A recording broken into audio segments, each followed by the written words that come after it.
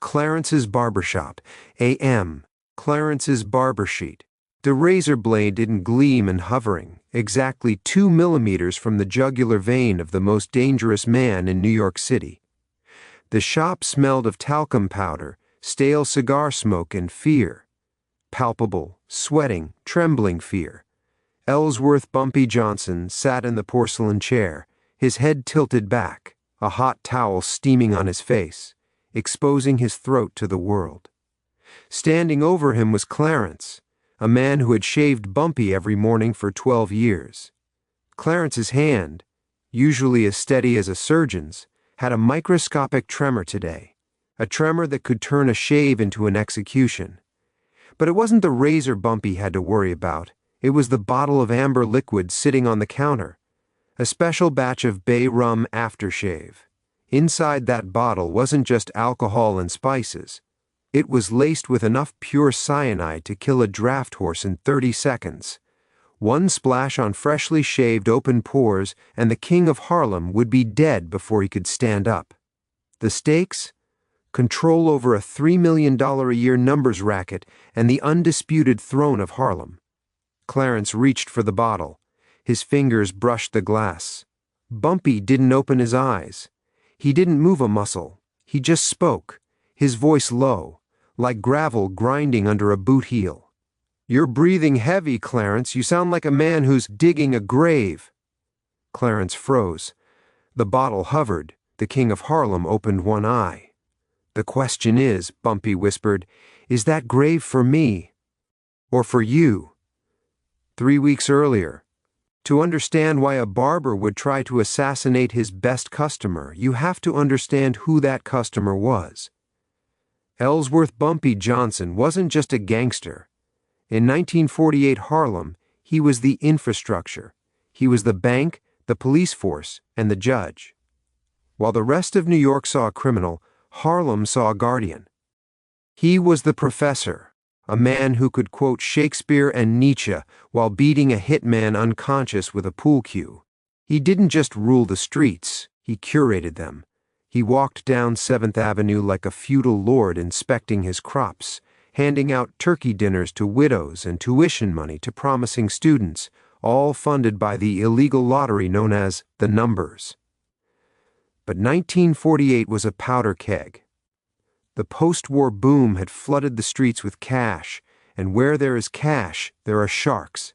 The delicate truce between Harlem's black syndicate and the Italian five families was fraying like a cheap suit. The Italians, specifically the Genovese family, were tired of taking a small cut of the Harlem action. They wanted the whole pie. They looked at 125th Street and saw a gold mine that they were being locked out of by one man who refused to bow, refused to scrape, and refused to die. The tension in Harlem was thick enough to choke on. The air crackled with it. Every car backfiring on Lenox Avenue made people jump. Shopkeepers kept their shutters halfway down. The police were taking triple bribes just to look the other way. Everyone knew a war was coming. The Italians had tried shooting Bumpy. They had tried stabbing him. They had tried bombing his car.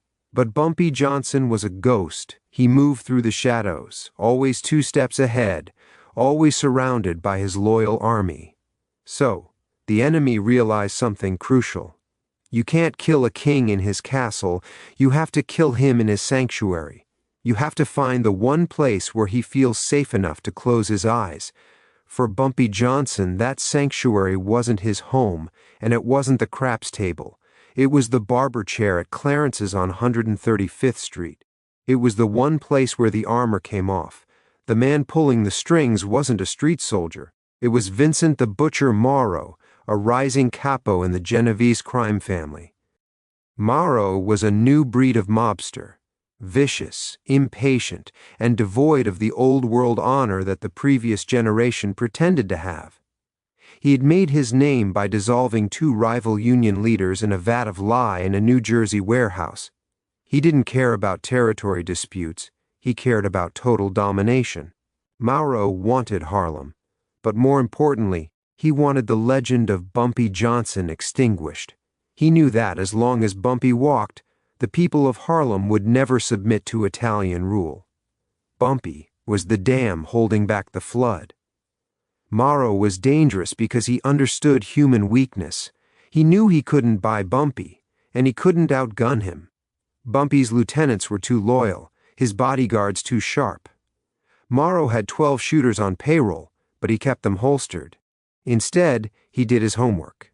He watched Bumpy's routine for months. He clocked the arrivals, the departures, the meetings at the Lenox Lounge, and he saw the pattern. Every morning, 8:45 a.m., Clarence's barber shop. No heavy security inside, just Bumpy the barber and the morning paper. Morrow didn't approach Clarence with a bag of money. He knew Clarence, a 60-year-old deacon at the Abyssinian Baptist Church, couldn't be bought. So Morrow went for the heart. He snatched Clarence's 19-year-old grandson, a kid named Marcus who was studying at City College right off the street. The ultimatum delivered to Clarence was simple and brutal. "Put this in his aftershave," Morrow had said, handing over a small vial of cyanide. "You do it tomorrow morning. If Johnson walks out of that shop alive, your grandson comes home in a box. If Johnson dies, the boy lives." It wasn't a request, it was checkmate. May 12th, 8:45 a.m. The morning sun cut through the haze over 135th Street, baking the asphalt. Bumpy Johnson stepped out of his black Cadillac. He was dressed immaculately. A charcoal gray double-breasted suit, a silk tie, and a fedora angled precisely to the right. He waved his 2 bodyguards, Big Feets and Junie, to stay by the car. He pushed open the door to Clarence's. A bell chimed. The smell hit him first, the familiar comforting mix of barbicide, hair tonic, and old leather. The radio was low, playing a soft Duke Ellington track. The shop was empty, just as Bumpy liked it. The closed sign was flipped outward to the street. "Morning, Clarence," Bumpy said, hanging his hat on the rack. Clarence stood by the counter, wiping a razor that was already clean. He looked pale. His skin had an ashy gray undertone. He nodded, unable to speak. "You all right there, old-timer? You look like you saw a ghost," Bumpy asked, settling into the heavy porcelain chair. The leather creaked under his weight. "Just didn't sleep well, Bumpy." "Arthritis acting up," Clarence lied, his voice cracked. 8:52 a.m. Bumpy leaned back. Clarence draped the cape over him, securing it tight around the neck. Then came the hot towel. Clarence pulled it from the steamer with tongs. The steam hissed. He wrapped it around Bumpy's face, covering his eyes, his nose, his mouth. For 3 minutes, Bumpy was blind. In the corner of the room, Clarence's eyes darted to the small green vial hidden behind the jars of pomade. His hands were shaking so bad he had to grip the counter to steady them. He uncorked the vial. He poured the clear liquid into Bumpy's personal bottle of bay rum. It dissolved instantly, colorless, odorless, deadly. 9:05 a.m. The towel came off. Bumpy's face was red from the heat. Clarence lathered the brush. The soap was thick and white. He began to apply it to Bumpy's jaw, his neck, his chin. The brush swirled. "Quiet out there today," Bumpy murmured. His eyes closed. "Yes, sir." "Very quiet," Clarence whispered. Then, the razor. Scrape, scrape, scrape. The sound of steel on stubble was the only noise in the room. The radio had gone to a commercial. The ceiling fan clicked rhythmically above them. Click, click, click. Clarence worked the blade down the neck. One slip, just one slip. But he couldn't do it with the blade. It had to be the poison. It had to look like a heart attack. That's what Morrow said. Make it look natural. 9:12 a.m. The shave was done. Clarence wiped the remaining soap from Bumpy's face. This was it. The moment. Clarence reached for the bottle, the spiked bay rum. His heart was hammering against his ribs like a trapped bird. He could hear his own blood rushing in his ears. He picked up the bottle. The glass felt cold and heavy. He uncorked it. He poured a generous amount into his cupped palm. He just needed to slap it onto Bumpy's cheeks. The pores were open from the hot towel and the shave. Absorption would be immediate. Clarence took a step forward. He raised his hands, and that's when Bumpy's hand shot up, fast, like a cobra strike. Bumpy's fingers clamped around Clarence's wrist, stopping the poisoned hand 6 inches from his face. The grip was iron. The room went dead silent. The ceiling fan seemed to stop. Bumpy opened his eyes. They weren't warm anymore. They were 2 chips of black ice. What Vincent the Butcher Morrow didn't know was that Bumpy Johnson didn't survive Harlem by being lucky. He survived by having the best intelligence network in the city. Bumpy knew about the kidnapping 3 hours after it happened. A street urchin, one of the many eyes and ears Bumpy paid in candy and quarters, had seen 2 Italians dragging a struggling boy into a sedan on 125th Street. The boy had dropped a textbook, City College Advanced Mathematics. Bumpy knew Marcus. He knew Marcus was Clarence's heart. Bumpy didn't sleep that night. While Morrow was dreaming of taking over Harlem, Bumpy was moving pieces on the board. 9:14 a.m. Bumpy held Clarence's wrist. The barber was trembling violently now, tears pooling in his eyes. The poison was pooling in his cupped hand. "Bumpy, please," Clarence choked out. "They have Marcus. They said—" "I know what they said, Clarence," Bumpy interrupted, his voice calm, almost gentle. "And I know what you have in your hand." Bumpy tightened his grip, twisting Clarence's wrist slightly so the palm faced upward. "You've been shaving me since 36, Clarence. You think I don't know the smell of your bay rum? You think I don't know it doesn't smell like almonds?" Bumpy sat up in the chair, releasing the wrist but keeping his eyes locked on the barber.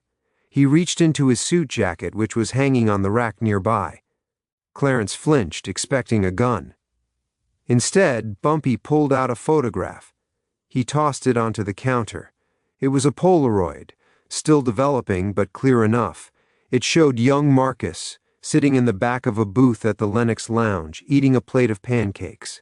Standing next to him, grinning like a gargoyle, was Big Feets, Bumpy's top enforcer. "My boys paid a visit to that warehouse in the Bronx about an hour ago," Bumpy said, brushing a speck of lint off his trousers. "Marcus is fine. He's hungry, but he's fine. The 3 Italians watching him, they aren't hungry anymore. They aren't anything anymore." Clarence looked at the photo, then at the poison in his hand. He collapsed onto his knees, sobbing. "Get up," Bumpy commanded. The softness was gone. "We aren't done." Bumpy stood up from the chair. He towered over the barber. He pointed to the cupped hand, still holding the lethal liquid. "You were willing to trade my life for his. I respect that. A man protects his blood. But you doubted me, Clarence. You thought I couldn't protect my own people. You thought you had to make a deal with the devil because you forgot who the god of Harlem is." Bumpy leaned in close. "Now, test it." Clarence looked up, confused. "What? The aftershave? You say it's good? You say it's safe? Put it on your face, Clarence. Let's see how smooth it is." It was a death sentence. Clarence stared at his own hand. The fumes were rising. I can't, Bumpy. It's poison." "I know," Bumpy said coldly. "But you were going to put it on me. So you have 2 choices. You splash that on your face right now and pay the price for betrayal. Or—" Bumpy kicked a small metal waste bin across the floor. "You pour it in there, you pack your bag, and you get on the first train to D.C., and you never ever come back to my Harlem." Clarence didn't hesitate. With a shaking hand, he dumped the liquid into the bin. The smell of bitter almonds filled the small shop. He dropped the glass bottle in after it. It shattered, a sound that signaled the end of his life in New York. "Go," Bumpy said, turning his back to wipe his own face with a clean towel. "Marcus will meet you at Penn Station. Big Feets has your tickets." Clarence ran. He didn't pack his tools. He didn't flip the sign. He ran out the door, the bell jingling frantically behind him. 10:30 a.m. Vincent the Butcher Morrow was sitting in his car 2 blocks away, waiting for the ambulance sirens. He was checking his watch. It was taking too long. Then, A tap on his window. Morrow rolled it down. Standing there was Junie, Bumpy's other bodyguard. He wasn't holding a gun. He was holding a small, gift-wrapped box. "Mr. Johnson sends his regards," Junie said, dropping the box onto Morrow's lap. "He said you forgot your cologne." Junie walked away before Morrow could speak. Morrow opened the box. Inside was the shattered remains of the bay rum bottle, reeking of the cyanide he had purchased, and nestled in the glass shards was a single chess piece, a black king. Morrow felt a chill go down his spine that the summer heat couldn't touch. He looked up toward 135th Street. Bumpy Johnson was standing on the corner, lighting a cigar. He looked directly at Morrow's car, took a long drag, and exhaled a plume of blue smoke. He didn't wave. He didn't smile. He just watched. Morrow started the car and peeled away. He didn't come back to Harlem for 5 years. This story isn't just about a failed hit. It's a masterclass in why Bumpy Johnson ruled for 40 years, while other bosses lasted 40 months. Most gangsters would have killed the Barber. They would have seen only the betrayal. Bumpy saw the leverage. He understood that a man coerced is not an enemy, he's a victim. By saving the grandson, Bumpy didn't just survive, he proved that his reach was infinite. He proved that the Italians couldn't touch him, couldn't outsmart him, and couldn't turn his people against him. Bumpy Johnson understood something that modern criminals often forget. Real power isn't about how many people you can kill. It's about how many people you can save and how many steps ahead you can see. He turned an assassination attempt into a legend that cemented his status as the untouchable king of Harlem. He played chess while they were playing checkers. And on that Tuesday in May, he checkmated death itself with a towel and a razor. If this story showed you why Bumpy was the smartest man in Harlem, hit that subscribe button. Drop a like if you respect the code, and tell me in the comments, would you have spared the Barber? Or would you have made him use the poison? Next week, we're going deep into the night Lucky Luciano tried to take Harlem, and the only thing standing in his way was a teenage Bumpy Johnson. You don't want to miss it.